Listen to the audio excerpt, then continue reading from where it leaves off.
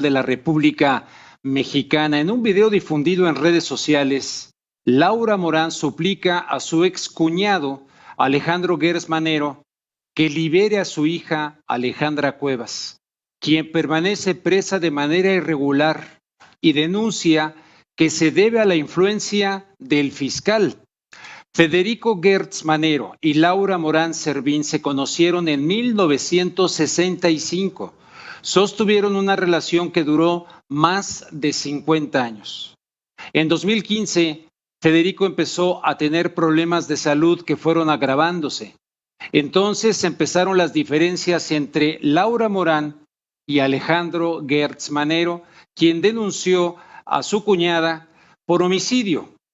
2 veces esta acusación no procedió porque carecía de base según el Ministerio Público, pero resulta que en enero del 2019, cuando Alejandro Gertz fue nombrado fiscal general de la República, las cosas se modificaron. La denuncia procedió y se dictó una orden de arresto en contra de Laura Morán y su hija Alejandra Cuevas Morán.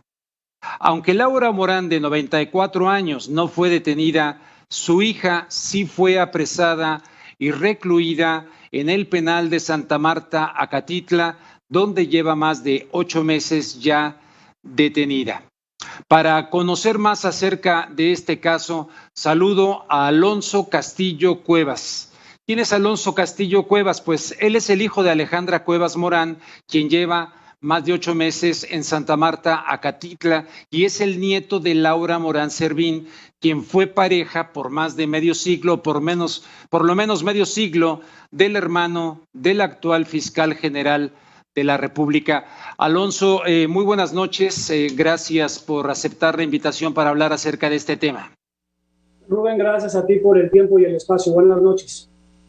Muy buenas noches. Primero, si nos puedes actualizar legalmente, jurídicamente, cómo están las cosas hoy por hoy en función de tu mamá que está en la cárcel, en función de tu abuela, tu otra hermana y los otros hermanos.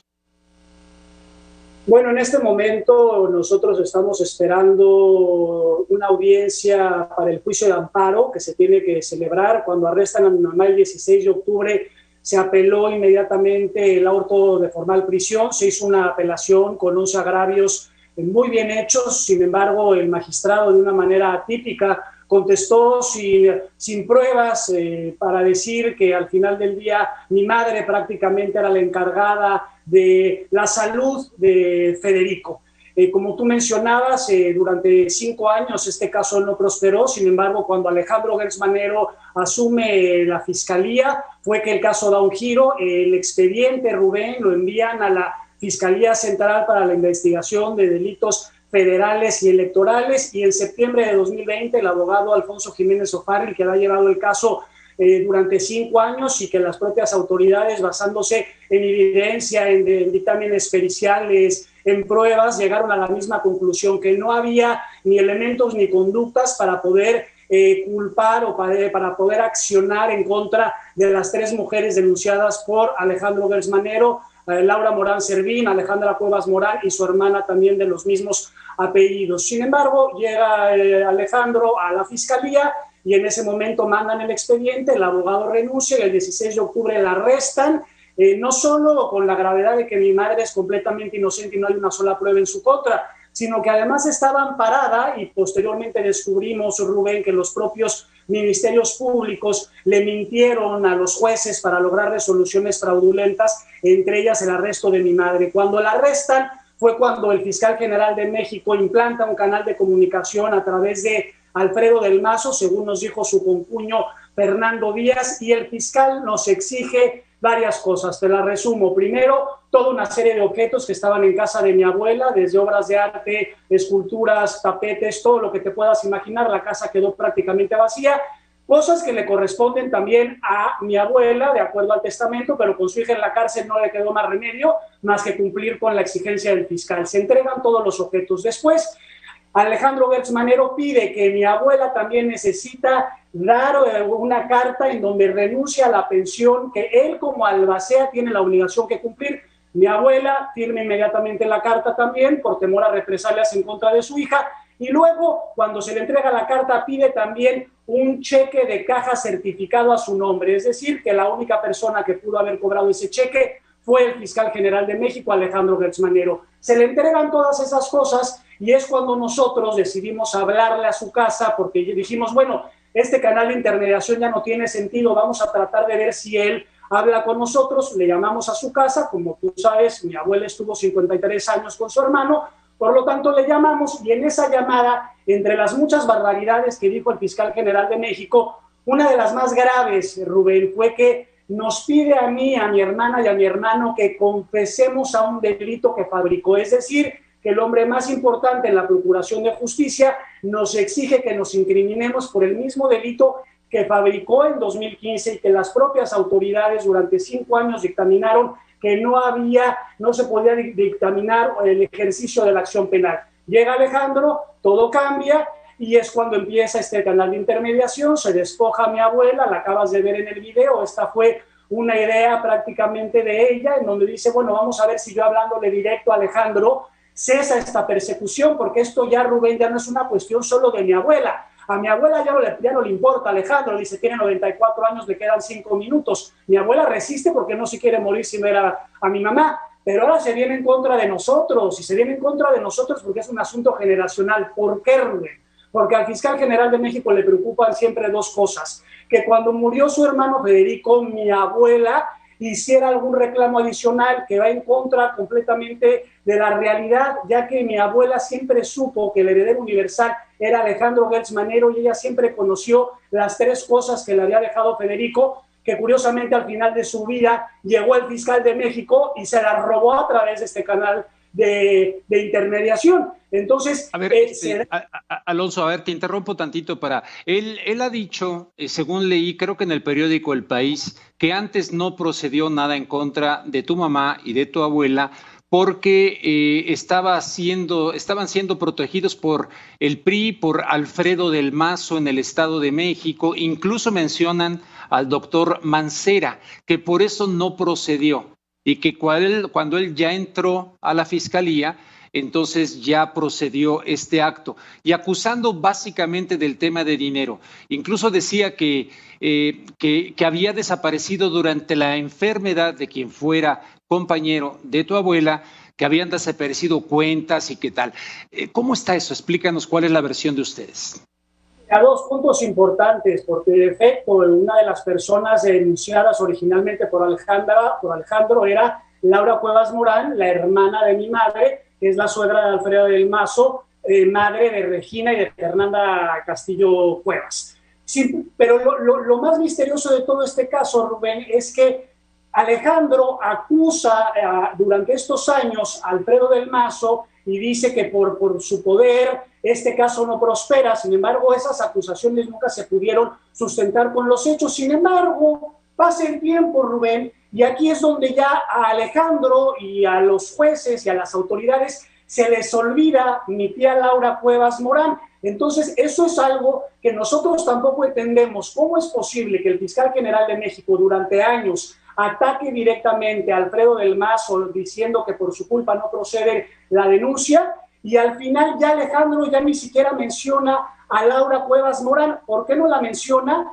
Porque se implanta ese canal de comunicación con Alfredo del Mazo, según nos dijo su concuño Fernando Díaz, y ya Laura Morán la apartan del proceso. Entonces, si aquí alguien se ha beneficiado de algún tipo de negociación, definitivamente no ha sido mi familia. Fue, obviamente, mi tía Laura Cuevas Morán, y yo no sé a qué acuerdo llegaron o por qué a ella la apartaron judicialmente del caso. Y tu segundo punto del dinero, ese tema de que saquearon las cuentas y lo que dijo Alejandro, todo es falso. Esa cuenta mancomunada que pidió de los 3,5 millones de pesos que se le regresó, era una cuenta que le pertenecía a mi abuela y a Federico. Es decir, era una cuenta mancomunada, que en su momento, cuando Alejandro denuncia por homicidio a mi abuela entra en pánico a los 88 años de edad, porque ella sabía que el albacea, la persona que le iba a dar su mensualidad, digamos, para pagar la renta y demás, le estaba acusando a ella y a sus hijas por homicidio. Entonces mi abuela, esa cuenta mancomunada que era de ella, hace un cheque porque dijo, es el único patrimonio que tengo. Pero esas acusaciones de Alejandro, que se saquearon los bienes, ¿cuál saqueo? El saqueo fue el que Alejandro Gertz Manero cometió una vez que se convirtió en fiscal general de México a través de este canal que a nosotros... Alonso, sí. Si te interrumpo para que pongamos el video en el cual habla tu abuela, el más reciente, que se dirige, creo que al principio dice AMLO, ¿no? Dice AMLO al principio, y luego, ¿no? Alejandro. Bueno, entonces, y luego se dirige a Gertz Manero. En lo que está listo el video y me dice mi productor, te pregunto, a lo largo de todo ese tiempo que estuvieron juntos, tu abuela y el hermano de Gertz Manero, tú como hijo de Alejandra que está en la cárcel, ¿había problemas familiares entre ellos? Bueno, está listo el video y ahorita regreso contigo. Vamos a escuchar a tu abuela primero y regreso y me cuentas si había algo ya ahí, porque ¿qué? De repente se deterioró la relación cuando enfermó Federico. Vamos a escuchar a tu abuela.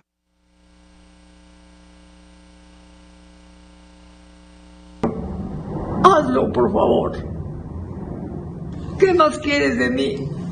Ya me hiciste sufrir 8 meses.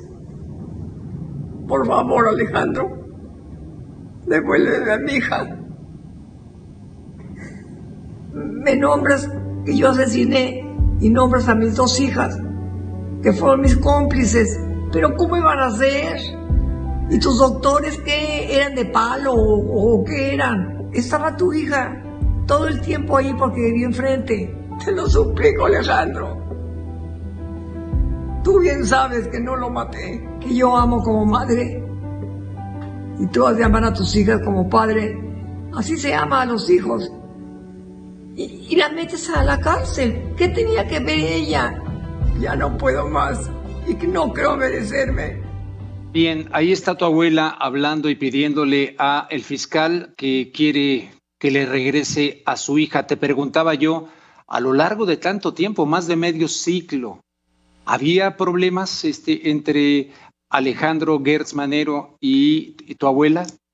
Ninguna, fue una relación siempre muy cordial. La hija de Alejandro Gertz Manero, Victoria Gertz Loizaga, junto a su esposo Julián Antuñano, vivían enfrente de la casa de mi abuela y visitaban todo el tiempo al tío. Por lo mismo, las imputaciones que Alejandro hizo, que se le hizo un abandono irreversible a su hermano, se desploman ante los hechos, porque Federico no solo fue cuidado en el verano de 2015, que fue cuando su salud empezó a decaer, por enfermeros profesionales contratados por mi abuela, sino que el propio Alejandro Gertz Manero, siendo en ese entonces, Rubén, rector de la Universidad de las Américas, envía a 2 médicos y a un geriatra para que se hagan cargo de la salud de su hermano. Y durante 5 días, estos médicos en casa de mi abuela, con las hijas de Alejandro, visitando, viendo al hermano, todo normal, toda la familia normal, como transcurrió durante medio siglo, de pronto el 29 de agosto de 2015 llega Alejandro Gertz Manero con Juan Ramos, que en ese entonces no era su procurador, sino su abogado, una serie de funcionarios, abogados y demás, sin orden de cateo, en contra de la voluntad de mi abuela y en contra de la voluntad de su hermano, se llevan a su hermano arrastrando en una cama, que ya tenía una cama de hospital en la sala, y Federico, Rubén, se muere un mes después, el 27 de septiembre de 2015, bajo el cuidado exclusivo del fiscal general de México. Y mi madre es la que está acusada por homicidio, por omisión de auxilio del hermano de Alejandro, pero es que no tiene sentido porque mi madre ni vivía en la casa con mi abuela, ni tomaba ni ningún tipo de decisión respecto a la salud de Federico. Por lo tanto, esas acusaciones de Alejandro, él sabe perfectamente que se caen ante los hechos, simplemente con el poder que tiene y ha tenido siempre, él aprovechó, sacó una narrativa, nunca nadie se la discutió por 5 años porque todo el mundo dijo, bueno, el caso está ahí, pero al final del día, como no hay pruebas, no hay que preocuparse, decía el abogado. Hasta que llega Alejandro, mandan el expediente a esta fiscalía encargada de estos asuntos prioritarios para el Estado mexicano, y de pronto mi madre es arrestada con sujetos que no venían uniformados, no le presentan una orden de aprehensión. Bien. Y te repito, violando lo que la protegía. Me llegó el tiempo del corte, ya ves cómo es esto de la televisión, pero te pido que estemos en contacto, esto no lo dejamos. Obviamente invito al fiscal general, si quiere decir algo en este espacio, con muchísimo gusto, y en un momento dado, si quisiera él contrastar opiniones contigo, también lo haría. ¿Tú lo aceptarías? Por favor, lo invitamos para que así de una vez me aclare por qué una vez que se publicó el artículo dijo que lo habíamos extorsionado. No lo ha podido probar porque una vez más Alejandro Gertz Manero, el fiscal general de México, se encarga de fabricar delitos y nos exigió confesiones y tenemos todas las pruebas. Te agradezco enormemente el tiempo, Rubén, y el espacio que nos has dado el día de hoy. Al contrario, Alonso, muchísimas gracias por este testimonio y evidentemente ofrecemos el espacio totalmente a Alejandro Gertz Manero para que pueda, pues ya ha hablado al respecto, pero para que pueda responder a este punto en particular. Después de la pausa, el gobierno de la Ciudad de